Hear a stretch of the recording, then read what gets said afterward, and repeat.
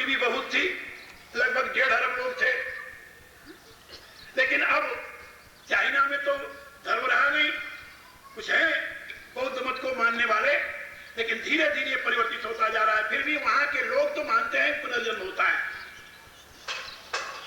और इस हिसाब से यदि ये मान लिया जाए तो मेरे कहने का प्राय कि दुनिया के मनुष्यों में पुनर्जन्म मानने वालों की संख्या कम है और सिद्धांत और पुनर्जन्म नहीं मानने वालों की संख्या ज्यादा है।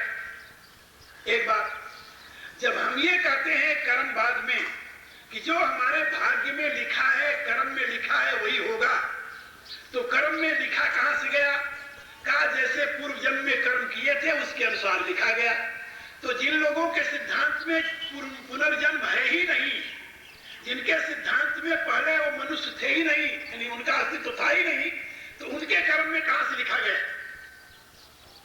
कहा भाई बात यह है कि तुम मानो चाहे ना मानो, लेकिन जो सत्य है वो तो सत्य ही रहेगा। अब पश्चिम में विकासवाद की थ्योरी आई, विकासवादियों ने खोज करना शुरू किया कि भाई इसमें सत्य क्या है, मनुष्य जीवन में आने से पहले हमारा वजूद था कि नहीं था? तो विकासवादियों ने कहा नहीं, वजूद तो था हमारा, लेकिन मनुष्य के रूप में नहीं था। कहा किस रूप में था? तो विकासवादियों ने कहा कि एक सेल के प्राणी अमीबा से हमारी लाइफ शुरू हुई, अमीबा से शुरू किए और उसको विकसित करते करते डेवलप होते होते हम आखिर में अब मनुष्य जीवन में आ गए। तो हमारा वजूद तो था, लेकिन मनुष्य के रूप में नहीं था, दूसरे रूप में था।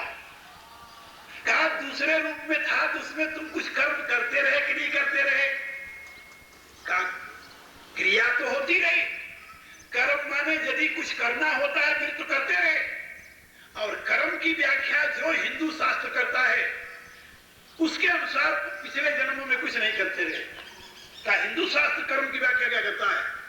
क्या हिंदू शास्त्र कहता है कर्तु इप्सितमं कर्म, कर्ता जिसे चाहता है वो कर्म होता है, यानी कर्म में कर्ता की चाह कारण होती है। तो पशु पक्षी कीट पतंग आदि योनियों में कोई ऐसी योनि नहीं है जिसमें संकल्प के द्वारा योजनाबद्ध कोई कर्म किया जाए, इसलिए इनके द्वारा जो कर्म होता है उसे कर्म नहीं करते, यानी वो कोई फल का देने वाला नहीं होता, उसका परिणाम कोई नहीं होता। यानी एक शेर ने यदि किसी को मारकर उसकी मांस खा गया तो मांसाहारी पापी नहीं हुआ, क्योंकि मांस तो उसका आहार है, बेचारा घास तो खा नहीं सकता। ये तो कसूर परमात्मा का है या प्रकृति का है जो उसे शेर मांसाहारी बनाया। शेर बेचारा क्या करे, उसको मांसाहारी बनाया, मांस खाएगा वो। गऊ यदि केवल घास खाती है या भेड़ केवल घास खाती है, इसका अभिप्राय नहीं को वेजिटेरियन बन करके साधु बन गई है, इसका अभिप्राय को खा ही नहीं सकती इसके सिवा कुछ। फिर क्या इसमें समझ लो यानी भलाई जो है वो उस प्राणी की नहीं हो तो परमात्मा के विधान की है। लेकिन मनुष्य के लिए तो ऐसा नहीं कहा जा सकता ना। तो मनुष्य यदि इससे पहले था ही नहीं तो वो विधि पूर्वक क्या कर्म करता? इसलिए कर्मवाद की थ्योरी में अब यहां विभिन्न मत आते हैं, लेकिन पश्चिम के वैज्ञानिकों ने अब अनुसंधान करके ये देखा कि नहीं, केवल विकासवाद से काम नहीं चलता। यदि हम मान लें कि एक सेल के प्राणी से विकसित होते हुए यहां तक आ गए हम, तो हर एक प्राणी विकसित होकर यहां आया है। हर एक मनुष्य, या तुम अकेले आए हो, नहीं, हर एक मनुष्य आया है और हर मनुष्य का विकास उसी क्रम से हुआ है कि कोई दूसरे क्रम से? कहा नहीं, उसी क्रम से हुआ है।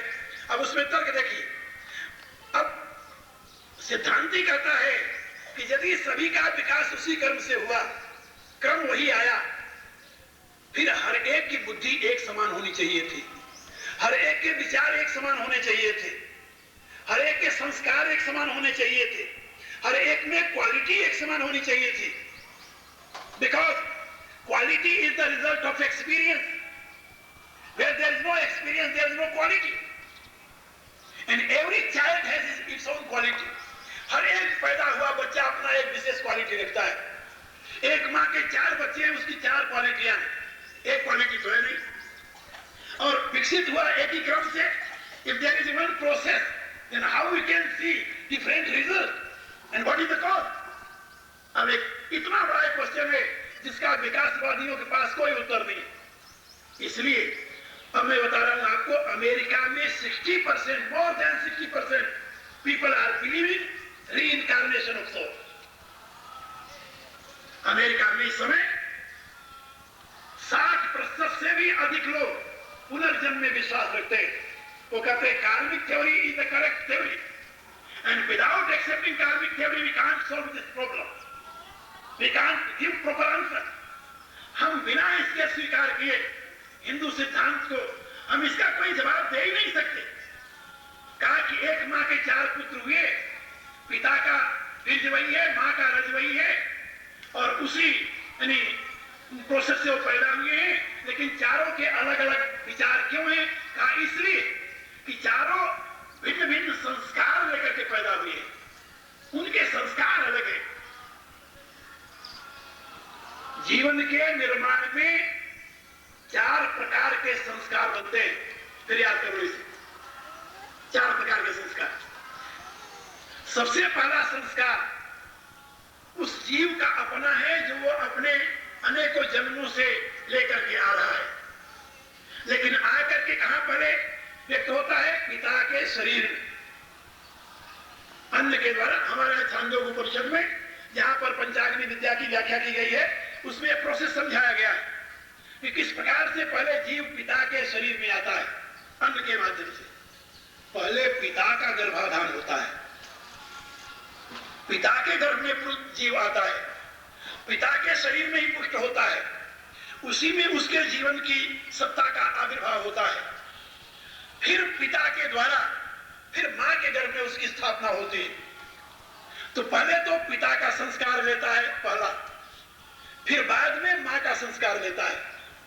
मां के शरीर में केवल वो 10 महीने कुछ दिन या 9 महीने कुछ दिन ही रहता है, लेकिन पिता के शरीर में जूस से यानी अन्न के रूप में आया, अन्न का रस बना, रस का रक्त बना, रक्त का अस्थि बना, अस्थि का मेद बना, मेद बना, मज्जा बना, और मज्जा का फिर बाद में जाकर के बीज बना।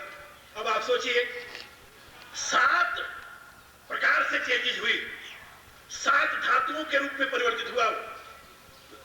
रस, रक्त, मांस, मेद, अस्थि, मज्जा और बीज, आखिर बीज रूप में हुआ। ये 7 प्रकार की चेंजेस होने में कितने वर्ष लगे होंगे, कितना समय लगा होगा, उसको परिपुष्ट करने में कितना समय लगा होगा, और जितने समय तक उसमें घूमता रहा उतने समय तक वो पिता के विचारों को लेता रहा है, पिता के संस्कारों को लेता रहा है। ये बात समझे? और फिर उसको लेकर के वो मां के उदर में आया। मां के यहां बिचारी क्या तो 9 महीने कुछ दिन रहा, 10 महीने समझ लो, इतने दिन में मां का संस्कार ले लिया। अब लेकर के आया जब बाहर, तो अब जिस इन्वायरमेंट में आया है उस इन्वायरमेंट का संस्कार ले लिया उसने। तो पहला उसका अपना संस्कार, दूसरा मां का संस्कार, पिता का संस्कार, तीसरा मां का संस्कार, और चौथा समाज का संस्कार। ये 4 प्रकार के संस्कारों से युक्त फिर व्यक्ति का व्यक्तित्व बना है। ये बात समझे? अब उस व्यक्तित्व में जो कर्तृत्व होगा उसमें 4 प्रकार के संस्कारों की खिचड़ी पकेगी।